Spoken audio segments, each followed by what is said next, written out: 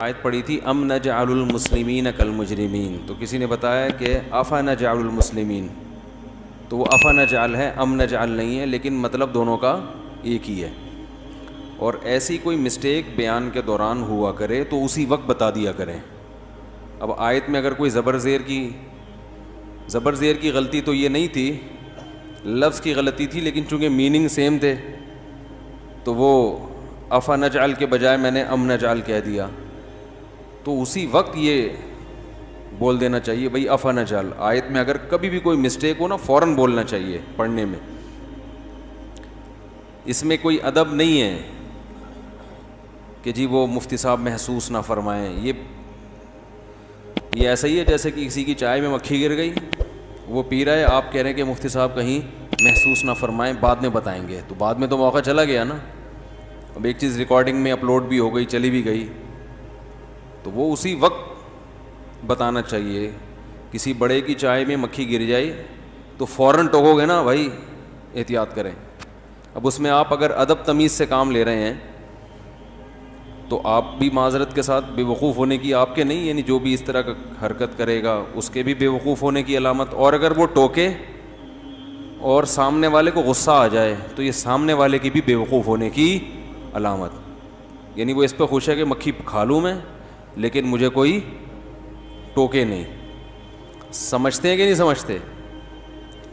تو جب بھی کوئی بھی آپ کو آپ کی کسی غلطی پر تنبیہ کرے تو قرآن کے الفاظ ہیں کہ وَإِذَا قِيلَ لَهُ اتَّقِ اللَّهَ أَخَذَتْهُ الْعِزَّةُ بِالْإِثْمِ، اللہ نے جو بڑا نافرمان ہے نا، بڑا نافرمان، اس کی علامت بتائی ہے کہ جب اسے اس کی کسی خطا پر تنبیہ کی جاتی ہے تو اس کو اس کی عزت نفس، اس کی سیلف ریسپیکٹ جو ہے نا، وہ اس کو اس گناہ پہ اور مضبوط کر دیتی ہے، یعنی وہ انا کا مسئلہ بنا لیتا ہے۔ بات آ رہی ہے سمجھ میں؟ تو اللہ نے فرمایا فَحَسْبُهُ جہنم، یہ بھی قرآن کا انداز ہے۔ فرمایا یہ نہیں کہ ایسا شخص جہنم میں جائے گا، یہ بھی نہیں، فرمایا اس کے لیے جہنم کافی ہے۔ ایسے آدمی کا تکبر اس وقت تک نہیں ٹوٹے گا جب تک یہ جہنم کی آگ میں جلے گا نہیں، کیونکہ کسی کا جو تکبر سمجھتے ہیں نا، بڑا اپنے آپ کو کچھ سمجھنا، یہ یا تو دلائل سے سمجھ میں آتا ہے، اور دلیل ماننے کی اس میں صلاحیت ہے ہی نہیں، کیونکہ دلیل سننے کی صلاحیت نہیں ہے تو ماننا تو اگلا اسٹیپ ہے نا۔ ہائے ہائے ہائے، بات اب یہاں سے مسئلہ سیٹنگ آؤٹ ہونا شروع ہو گئی۔ دیکھو دو اسٹیپ ہوتے ہیں، یہ سب پر فٹ آتی ہے یہ بات۔ ہر انسان سے غلطی ہوتی ہے کہ نہیں ہوتی؟ ہر انسان تربیت کا محتاج ہے یا نہیں ہے؟ اگر انسان تربیت کا محتاج نہ ہوتا، ہر آدمی اپنے بارے میں رکھ کے سوچے، تو اللہ پیغمبروں کو بھیجتے، کہتے خود ہی تم فنڈر ہو، خود ہی سوچ سوچ کے ٹھیک بن جاؤ، خود ہی سوچ سوچ کے کیا بن جاؤ، اپنا اچھا برا خود ہی سوچو اور کیا بن جاؤ، ٹھیک ہو جاؤ۔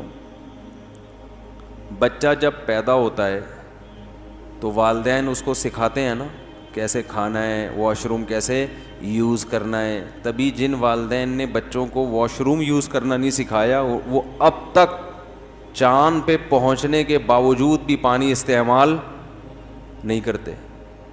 ایسا ہی ہے نا، والدین نے نہیں سکھایا ان کو، کتنے پڑھ لکھ گئے مگر ان کو سمجھ میں نہیں آتا یہ پانی کی کیا ضرورت ہے، اور ہمیں والدین نے سکھایا تو ہم کہتے ہیں یہ پانی کے بغیر ان کا گزارا کیسے ہوتا ہے یار۔ آدمی کے دانت گندے ہوں برداشت ہو جائے گا، کپڑے میلے ہوں، کیونکہ میل کچیل ہی لگا ہے نا، ارے مٹی لگی ہوئی ہے تو مٹی میں تو صبح شام گھومنا ہوتا ہے، لیکن یہ چیز کیسے برداشت ہو جاتی ہے یار، یہ عقل میں نہیں آتا۔ تو اس سے پتہ چلتا ہے کہ انسان تربیت کا بہت زیادہ محتاج ہے، بات بات پہ اس کو کیا چاہیے، تنبیہ. کوئی اسے ہر وقت بتاتا رہے یہ صحیح ہے اور یہ غلط, ہر وقت. ہمارے حضرت مفتی رشید احمد صاحب رحمہ اللہ تعالی فرمایا کرتے تھے کہ ایسے شخص سے بیعت ہو جو ٹراخ ہو. یہ حضرت کی اپنا لفظ تھا. کیا ہو؟ ٹراخ. ٹے رے الف اور خے, یہ حضرت نے خود ایک لغت بنائی تھی. اس کا مطلب ٹر ٹر کرنے والا. کیا کرنے والا؟ ہم کہتے ہیں نا بھائی ہر وقت ٹر ٹر کرتا رہتا ہے, ہر وقت بولتا رہے گا, کبھی چپ بھی بیٹھا رہا کر, ہوتا ہے نا. تو حضرت فرمایا کرتے تھے جس سے بیعت ہونا, اپنے آپ کو جس کے حوالے کرو اپنی تربیت کے لیے, تو اس شیخ کو منتخب کرو جو کیا ہو, گویا ہر وقت ٹٹر کرتا ہو. ٹٹر کا مطلب ہر وقت بولتا ہو کہ یہ غلط ہے, یہ غلط ہے, یہ تم غلط کر رہے ہو, یہ تم غلط کر رہے ہو, یہ تم نے غلط کیا, یہ تم نے غلط کیا. 24 گھنٹے آپ کو آپ کی غلطیاں بتاتا رہے. فرمایا پھر انسان انسان کا بچہ بنتا ہے. اتنی تربیت کی ضرورت ہے انسان کو. موضوع چینج ہو گیا, سورہ قلم سے تھوڑا سا ہٹ گیا ہوں میں, لیکن بھائی مقصد تو اصلاح ہے نا, تو جو بات فائدے کی ہو اسی کو پارسل کرنا چاہیے. تفسیر کے جو میرے اوریجنل لیکچر ہو رہے ہیں وہ آپ سن سکتے ہیں. وہ شروع میں 8 لیکچر گرامر کے ہیں. میرا چینل ہے مفتی طارق مسعود اسپیچز, اس میں پیر, منگل اور بدھ کو 3 دن وہ لیکچر رات کے وقت چلتے ہیں. وہ آپ سنیں تو وہ ٹو دا پوائنٹ تفسیر ہی ہے, اس میں قرآن سمجھ میں آئے گا ڈائریکٹ. اس میں گرامر بھی ہے, عربی گرامر. وہ 68 نمبر لیکچر ابھی اپلوڈ ہوا ہے میرا خیال ہے, 68 یا 69. یہ جو مجلس ہے یہ واعظ و نصیحت کی ہے.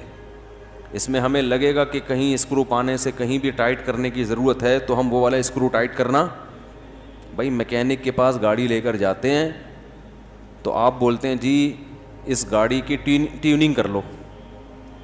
اب اچھا میکینک ہوگا تو اس کو ٹیوننگ کے علاوہ بھی اگر کوئی گاڑی میں کام نظر آئے گا کہ بھائی یہ نٹ تھوڑا سا ڈھیلا تھا, یہ دروازہ تھوڑا وائبریٹ کر رہا ہے, تو اسکرو وہ کیا کرے گا, اس کو ٹائٹ کر دے گا. تو یہاں پر جو آپ آتے ہیں یہ سوچ کے بیان سننے کے لیے بیٹھا کریں کہ مفتی صاحب جس وقت جو اسکرو ڈھیلا دیکھیں گے اس کو ٹائٹ کرنا شروع کر دیں گے. ٹھیک ہے نا.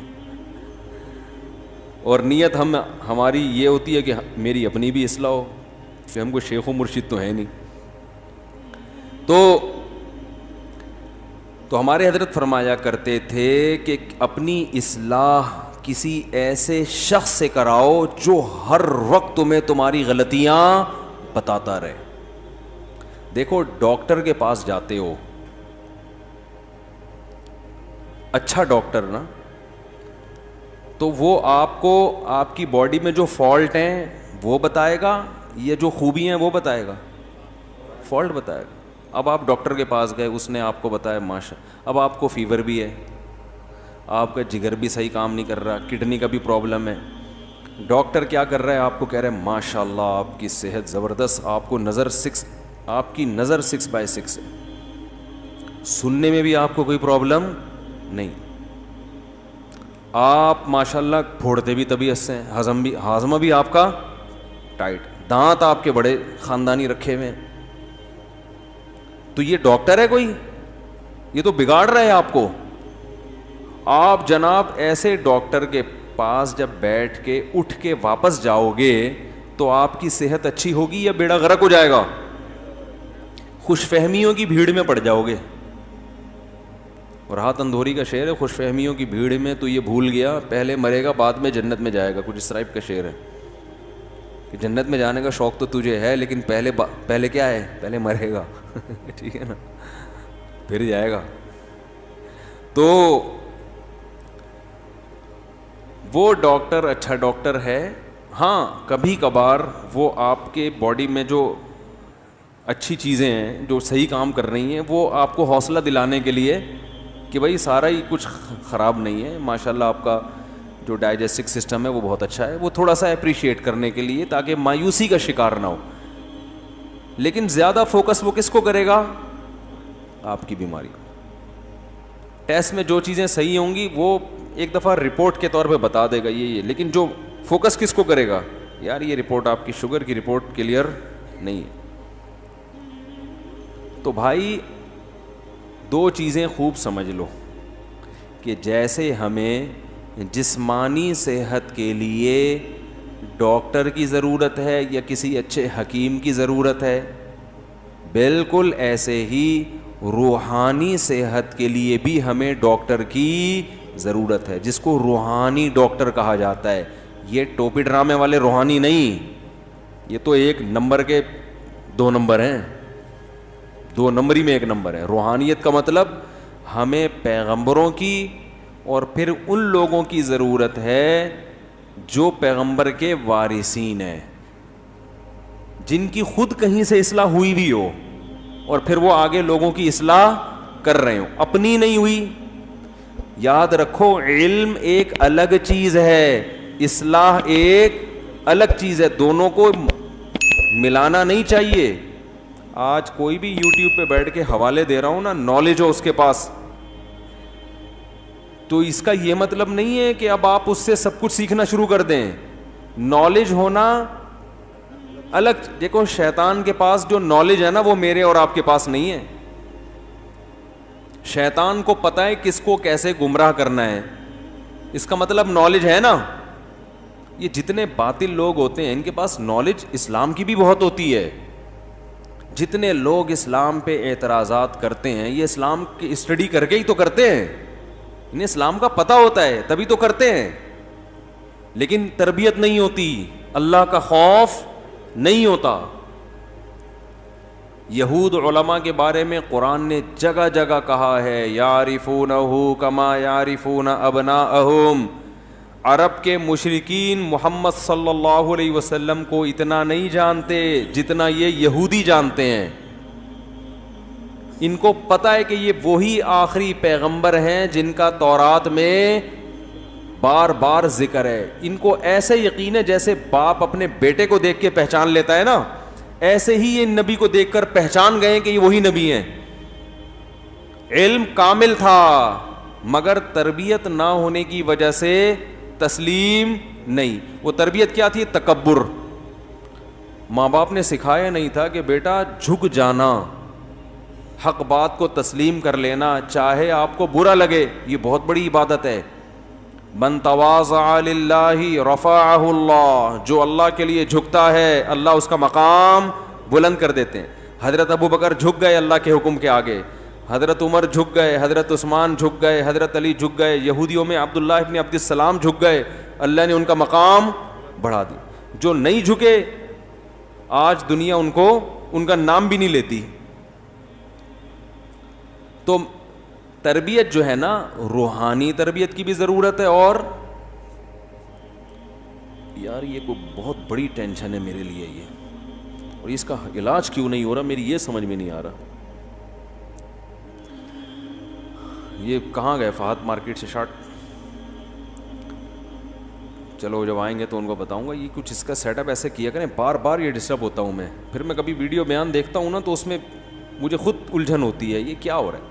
یہ جو 2 ویٹ ہے نا ادھر ہی نا, میں آپ کو یہیں سے بتا دیتا ہوں, یہ یہاں رکھا کریں, یہ یہاں نہ رکھیں, یہ ہلتے ہیں اور مجھے یہاں بوجھ محسوس ہوتا ہے. تو پورے بیان میں پھر میں اس کو سیٹ کرتا رہتا ہوں بیٹھ کے. اچھا, تو تربیت کی ضرورت ہے جسمانی بھی اور روحانی بھی. روحانی کا مطلب انسان کو انسان کا بچہ بنانے کے لیے جب تک کوئی انسان کو انسان کا بچہ کوئی بنائے گا نہیں, یہ بنے گا نہیں, یہ خود سے نہیں بن سکتا. یہ اسلام کا دعویٰ ہے اور یہ بالکل حقیقت پر مبنی. اسلام نے یہ دعویٰ کیا کہاں ہے؟ سوال پیدا ہوتا ہے. بھائی اسلام نے کہاں کہا ہے کہ جب تک کوئی اسے انسان کا بچہ نہیں بنائے گا یہ خود سے نہیں بنے گا. خود کسی میں اللہ نے اتنی قابلیت نہیں رکھی ہے کہ وہ خود سے بن جائے, یہ نہیں ہے, ناممکن. دیکھو نا گوروں میں واش روم میں پانی کا رواج نہیں ہے نا, تو خود سے بن گئے ہیں؟ نہیں بنے نا, ماں باپ نے نہیں سکھایا, ماں باپ کو ماں باپ نے, تو وہ حیران ہوتے ہیں یار یہ پانی وانی کیا ہوتا ہے. اور ہم کہتے ہیں یہ بغیر پانی کے کیسے بھائی, ممکن ہی نہیں ہے. تو یہ صرف ایک چیز نہیں ہے, درجنوں چیزیں ہیں. اس کی دلیل قرآن مجید کی آیت ہے, هو الذی بعث فی الامیین رسولا منہم یتلو علیہم آیاتہ ویعلمہم الکتاب والحکمہ ویزکیہم. اللہ فرماتے ہیں ہم نے پیغمبر کو بھیجا جن کا کام قرآن کی آیتیں تلاوت کرنا, یعنی قرآن پڑھ کے سنانا تاکہ تمہیں یاد ہو جائے کہ اللہ نے کیا میسج ڈیلیور ہو جائے.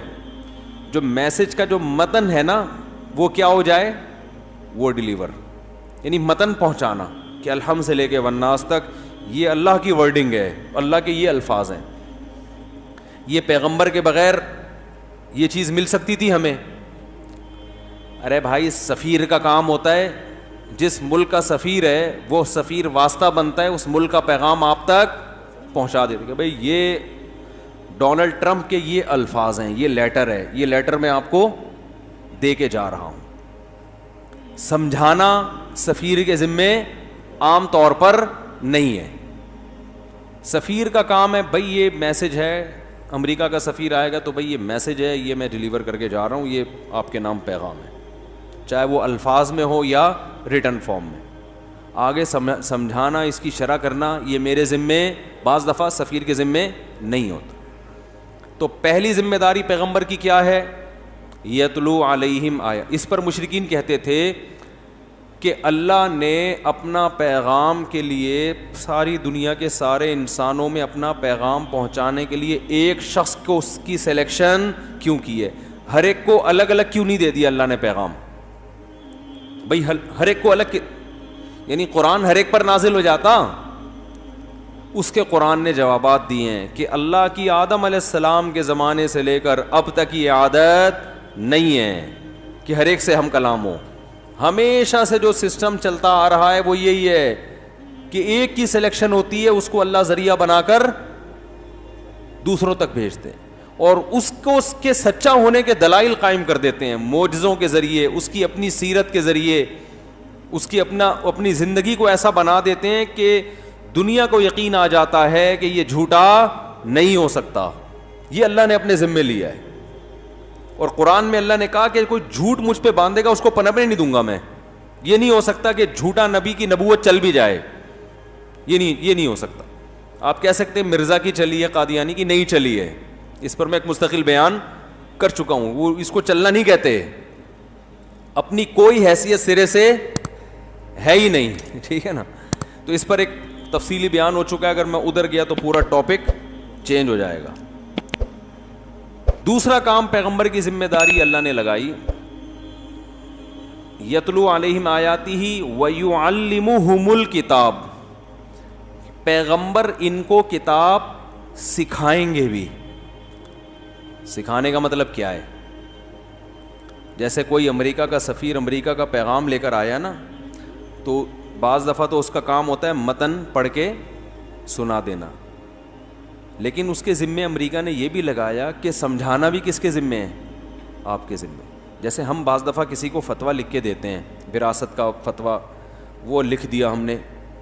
بعض دفعہ ایسے ہوتا ہے کہ جب ہم اس کو لکھ کے دیتے ہیں نا بھئی یہ فتویٰ ہے, تو پڑھنے والی کی سمجھ میں آتا نہیں. وہ ہمارے پاس ہمارا فتویٰ لے کے آتا ہے, حضرت یہ سمجھا دیں ہمیں, تو ہم اس کو بیٹھ کے گھنٹوں گھنٹوں سمجھا رہے ہوتے ہیں کہ یہ مطلب ہے, پہلے یوں کرو پھر.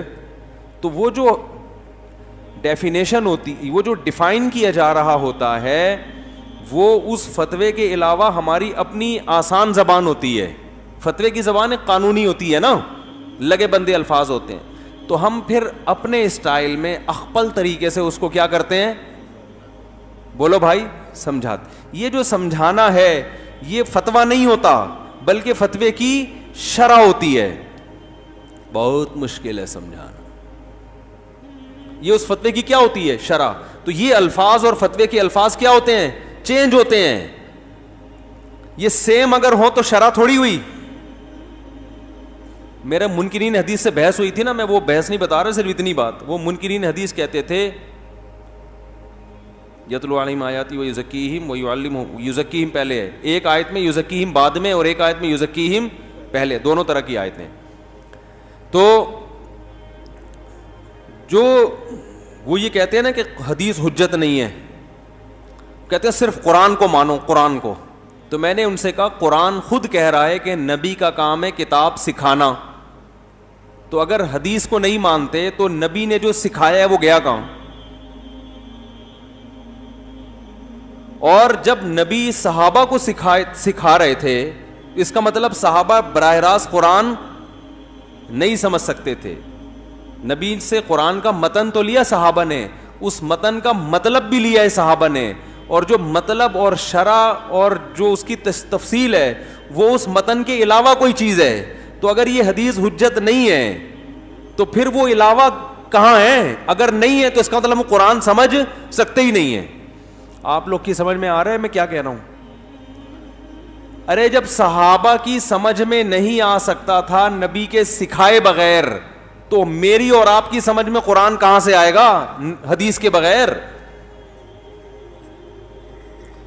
آپ کہہ سکتے ہو کہ صحابہ کی سمجھ میں آ سکتا تھا تو ہماری سمجھ میں بھی آ سکتا ہے. سوال یہ کہ اگر صحابہ کی سمجھ میں قرآن براہ راست آ سکتا تھا تو اللہ نے نبی کے ذمے کیوں لگایا یعلمہم, نبی سکھائیں گے ان کو؟ تو اس سے پتا چلا کہ صحابہ عربی جان کر ان کی زبان میں قرآن نازل ہوا, پھر بھی قرآن کو براہ راست نہیں سمجھ سکتے تھے جب تک کہ نبی ان کو تشریح نہ کریں. اور ایسا ہوا ہے, بہت سے صحابہ سے قرآن کی آیتوں میں مسٹیک ہوئی ہے, جب نبی کے پاس آئے تو آپ صلی اللہ علیہ وسلم نے ان کو ان کا مطلب بتایا.